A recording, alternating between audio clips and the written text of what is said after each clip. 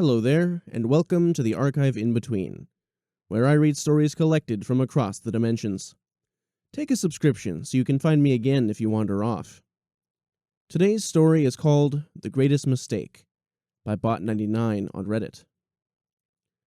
What price would you pay to fix your greatest mistake? The question hung in the air between us, the weight of it at odds with the situation we found ourselves in. I looked at the human pensively, seeking to decipher the true meaning behind his words. I hardly think this qualifies, I replied. It hasn't been in your possession for over 1,000 years. I highly doubt your people are that attached to it. The planet in question was nothing, just a hot rocky ball with a thin layer of poisonous atmosphere, clinging to it in much the same way that a bad smell clings obstinately to a dried-out turd. The only mistake we had ever made in relation to that planet was the mistake of accepting it in the first place. It had been part of reparations won from the Gruks after we had defeated them in a short but ultimately pointless war fought several decades past. Imagine our chagrin when we had learned that the Gruks themselves had been fooled into accepting it by the Bloon over a century prior, who in turn had begrudgingly inherited it when their progenitors, the Harak, had transcended long ago.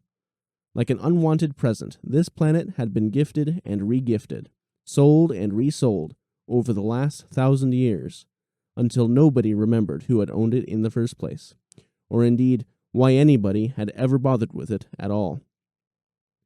As it turned out, the humans remembered. It had been theirs, lost to invaders in some ancient battle, only to be passed around the galaxy's intelligent species like a poisoned chalice ever since. Perhaps, but here we are, said the human, eyebrow arched wryly. I smiled internally, despite my lingering uncertainty about the cryptic nature of this exchange. How fortunate that we Tremelians were now in a position to profitably offload this liability. The planet wasn't really in our traditional territory, and the naval resources required to keep it secure were, in truth, a financial drain. Okay, you can have it, if you give us a royalty-free period of 10 years for the power cell designs, and only if you guarantee that you won't trade it to any non-Federation species. We don't want any upstart empires setting up a military staging point so near to our borders. 10 years. You know those designs will be obsolete in less than 7. By the time you start paying our commission, there won't be any profits left to pay it out of, accused the human. Perhaps, but here we are, I replied smugly. It might be bad, but it's still a planet, and those don't come cheap. As a Tremelian, I had a sixth sense for desperation. Well, given that we can perceive magnetic fields, it was more like a seventh sense.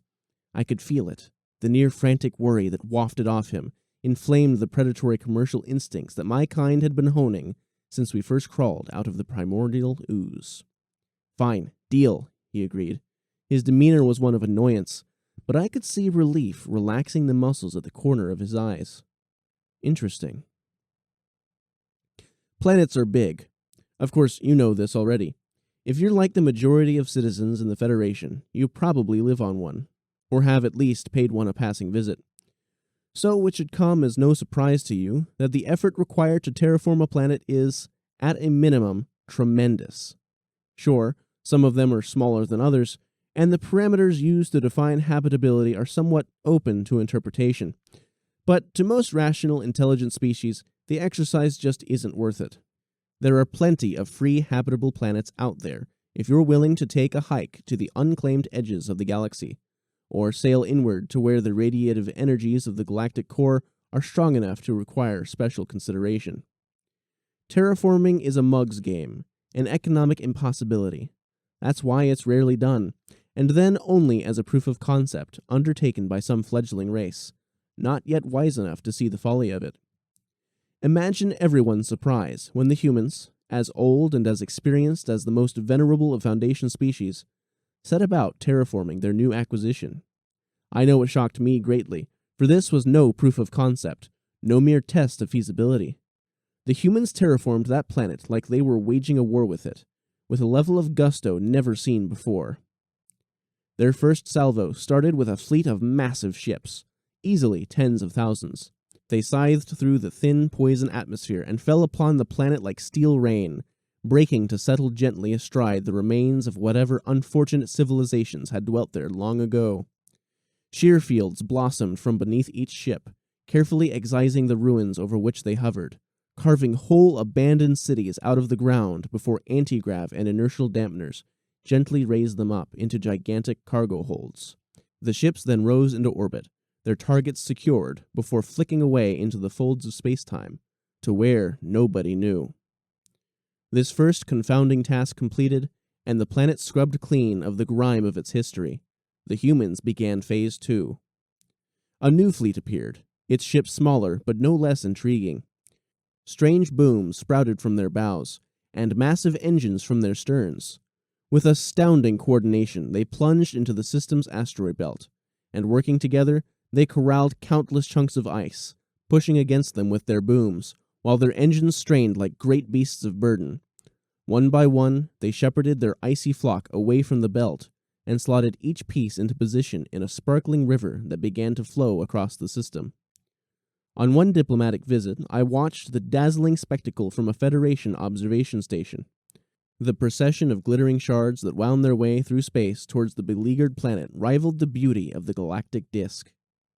Beside me stood my current diplomatic counterpart, a grade female of many years. The texture of her weathered skin was nearly as rough as my own carapace, yet her eyes were young. In them I saw the same joy I had seen in those of her predecessor, the man who had bartered for this world years ago.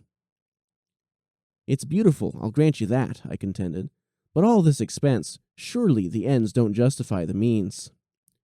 Her eyes never left the spectacular scene in front of us. "That which was taken must be returned. The debts of the past made good," she intoned, seeming like a taciturn oracle, out of place in time. It was all she deigned to say. Months later, when the first chunk of ice reached the planet, it was shunted into a shallow descent, to hurtle down into the warm embrace of the thin atmosphere, friction melting the bulk of it before it reached the ground. A steady stream of its brethren followed, each pirouetting in a vaporous dance, until the oceans filled and the thin atmosphere grew thicker. Whilst this orbital ballet took place, shipyards on the surface below birthed a clutch of great leviathans, huge floating processing plants that sucked in the poisonous air and water to exhale it cleaned, filtered of toxins and the lingering radiation of atomic battles long past. Their behemoth counterparts on land consumed the rocks and soil, sifting out contaminants and the last traces of the planet's previous inhabitants. Slowly, over decades, the air grew clear, poisonous no longer, and the land itself was cleansed. Cool breezes blew over a sterile landscape, pushing pure white clouds across an azure sky. Eventually, 100 years had passed since the day I sat across the table. In geologic terms, no time at all, yet they had accomplished so much. A new world, ripe for the seeding, wrought by countless human hands, each contributing a piece of their soul to revive it.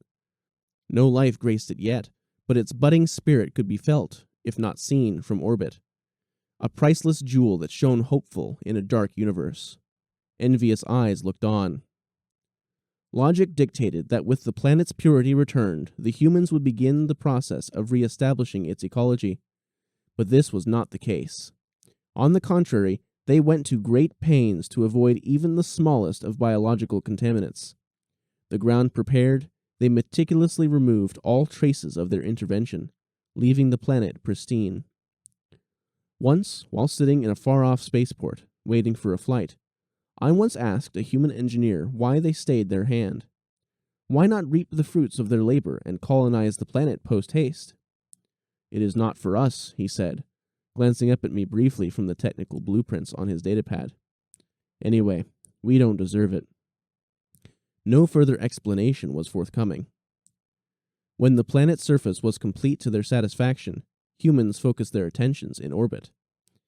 Tapping the asteroid belt once more, they brought in more materials, this time metallic, to feed orbital smelters constructed in high orbit. Around each smelter a reflector unfolded, a blooming silver flower that funneled the star's rays down into its maw.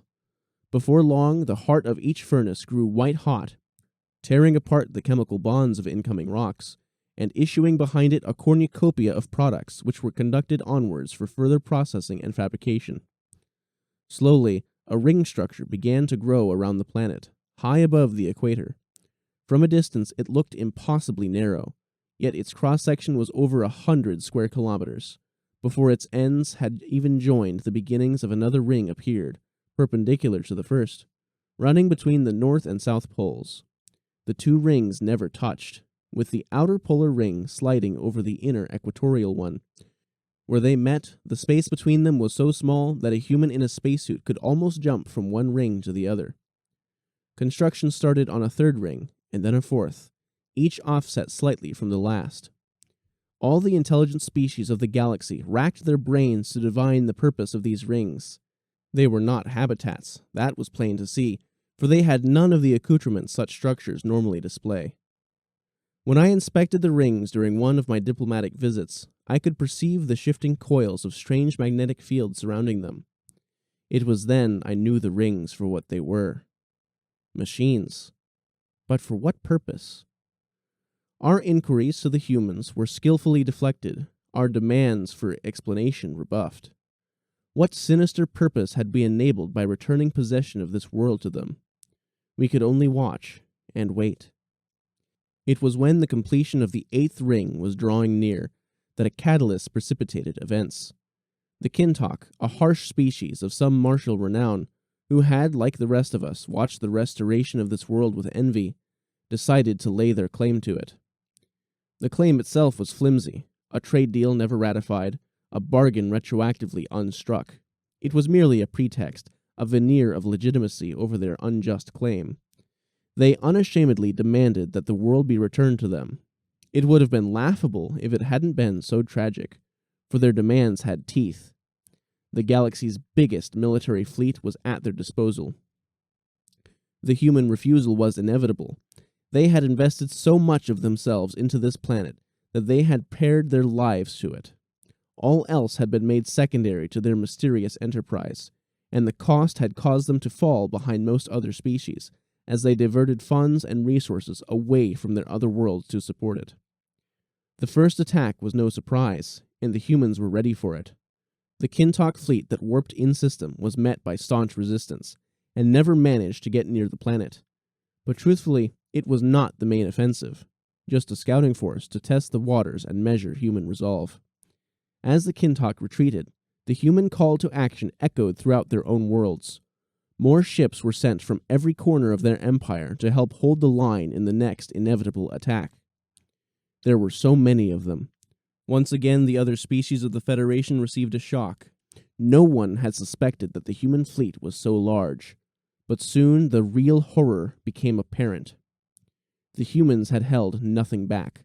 No ships remained to protect their other planets.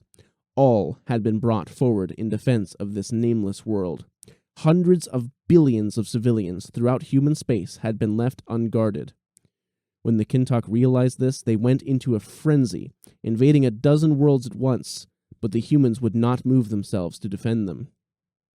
The Federation cajoled them, admonished them, and begged them, but the human leadership would not relent. Stranger still, there were no calls for help from the invaded worlds, only a trickle of civilian ships that managed to escape, arriving in dribs and drabs to reinforce the fleet. While this went on, work on the rings continued. The 8th ring, the outermost and largest, crept closer towards completion. By this time I had grown very old. Nearly 2.5 centuries weighed upon me. But given my long history dealing with humanity, I was tasked by the Federation with mediating a settlement. First, I met with the Kintok war chief to appeal to their mercy. Unfortunately, their newfound spoils had not dissuaded them from pressing their original claim. To them, it was as much about avarice as it was about pride. Laughingly, the war chief boasted, "The humans want that world more than any other. Now tell me, why is that? The only reason it can be is that it's worth more than all the rest combined. We will have what is our due.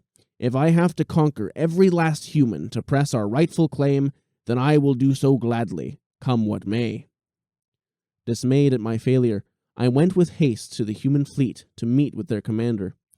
Aboard their flagship, I met him in a windowed room overlooking their vast construction. He wore no formal uniform, only a simple ship suit, patched and worn. "This is folly," I said. "You cannot hope to win this war. The majority of your people now live as slaves. They're forced to toil in the factories that made your weapons, only to turn them straight over into Kintok hands. Your enemy grows stronger every day. Sue for peace, I beg you. This path only leads to your annihilation." The man sat across the table, one clenched fist resting upon it. He looked tired, his eyes dull, but I could see resolve settle across his face. "If that is the price we must pay, then we will pay it," he said. He raised his fist and rapped it against the table, not in anger, but in resignation. I feared the sound was the death knell of his people. He stood and thanked me for my efforts, then left me alone. Distraught at my abject failure, I refused to leave the flagship unless the humans saw sense. They didn't care, and left me to wander around as I willed. They even furnished me with food and lodgings when I could no longer go without. I roamed the flagship as a ghost might, largely unseen and unheard, my entreaties falling on deaf ears. Weeks passed until, on that last and fateful day, I was invited to the bridge. The 8th ring was now complete, the final checks passed. From the bridge, I looked out upon the marvel humanity had wrought, still none the wiser to its purpose, but what I saw astounded me. 8 concentric rings wrapped around a perfect planet, each shining golden in the light of the yellow sun. Each ring was made up of dozens of segments, and from each segment sprang a multitude of magnetic fields that danced and pulsated, merging into each other and warping where they came close to the other rings. My eyes, uniquely evolved to see these energies unaided, perceived them as a myriad of colors according to their intensity. What became obvious to me in that moment was that these were not 8 machines, but one. Was this some celestial art project? Was it a vessel? A weapon? "It's beautiful," I whispered to myself. "It is, but it is just a means to an end," said the commander, walking up to join me by the window. He turned to a uniformed woman, seated behind a console. She gave him a curt nod, which he returned solemnly. His chest expanded as he drew breath, ready to address those gathered on the bridge. But before the words could escape his lips, the silence was shattered by screeching alarms. "Sir, the Kintok fleet has arrived in system," shouted a young man, peering intently at a screen. The commander swore, so quietly that I was sure that I was the only one who heard it. He pulled a small communicator out of his pocket and brought it to his mouth. "Attention all ships. You all know what you have to do. Keep them off until it's done. I thank you all for your sacrifice. Remember, this is the price we must pay. Today we fix our greatest mistake, no matter the cost." He then switched to a different channel and spoke again. "Team Ion, this is it. Begin immediately," was all he said. He turned to the window, and my gaze followed. It started slowly.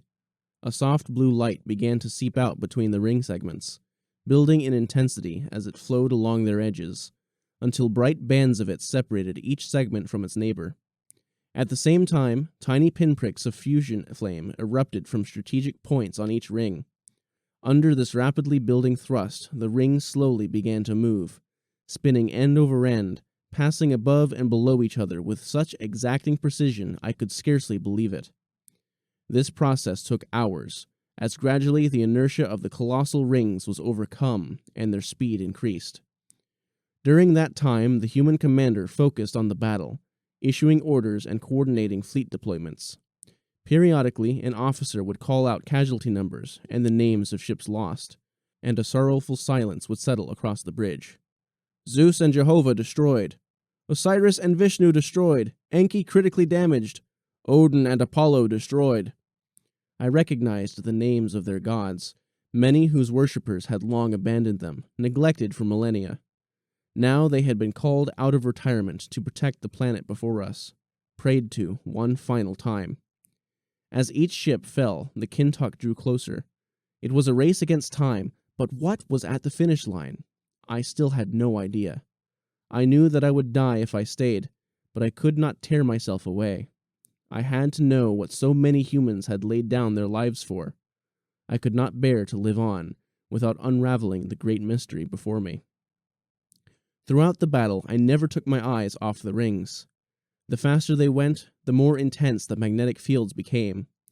I began to see hints of colors I had never seen before, stretching into streaks as the rings reached blistering speeds.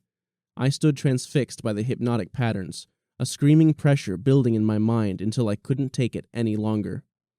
I lost my balance and stumbled, but was caught by human hands before I fell. I tore my gaze away from the rings to see the human commander standing next to me, holding me upright. My overloaded mind could not express coherent thought aloud. My mouth gaped uselessly. "It's nearly time, although I think you know that." "Can you see it?" he asked. The pressure in my head, although diminished, prevented me from answering. "It can't be stopped now. Even if the Kintok hit it with a nuke, it wouldn't make a difference. Our atonement is assured." He was smiling. The joy on his face had washed away the fatigue of days without sleep. "The reason you're feeling overwhelmed is due to the unique ability of your species. But you're not seeing magnetic fields in space. You're seeing them in time." "What does that mean?" I gasped. "We're sending it back," he said. "Over 4 billion years back. Back to the very beginning." "Back in time? That's not possible," I cried. "It wasn't possible, until we found a way." "But why sacrifice so much just to send this planet back? Your species will never recover from this." "That's where you're wrong. This is our redemption. We ruined it the first time. Millions of species sent extinct, trillions of living beings sacrificed to our greed and our hate. That was the greatest mistake my people ever made, the greatest sin of mankind. Now, life will get to try again. Our ancestors will get a second chance. Hopefully, we'll do better next time." "But the planet is sterile. There's no life on it." "Because nothing living could survive the trip. But we've laced it with the building blocks of life, and this," he gestured to the planet and its rings, now spinning so fast that they were merely a blur. The sight was blinding to me. "Will be the spark." There was a flash, so intense that I couldn't see anything for several moments. If the viewing window hadn't increased its opacity at the last second, I would have been left permanently blinded. The planet was gone, completely without a trace. Then I noticed something else just as astounding. The rings were stationary, perfectly aligned in a flat plane, nested inside each other. The event, whatever it had been, had stopped them dead. I knew of no force in the universe that could have accomplished that feat so cleanly. What was that?" I stuttered, unable to truly comprehend what I had seen. Cheers flooded the bridge. The commander's grin was still there, bigger than ever. He clapped me on the shoulder. That was Earth. Thanks for stopping by and listening to the story. Take a subscription. It'll lead you back if you get lost, and it'll let you know when I'm ready to read again. I look forward to seeing you then.